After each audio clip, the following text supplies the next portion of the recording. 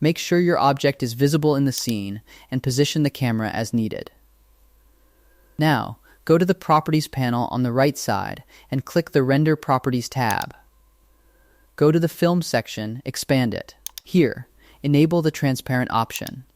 This will remove the background from your render while keeping your object visible. Next, click the Output Properties tab and expand the Output section. Choose the folder where you want to save your render.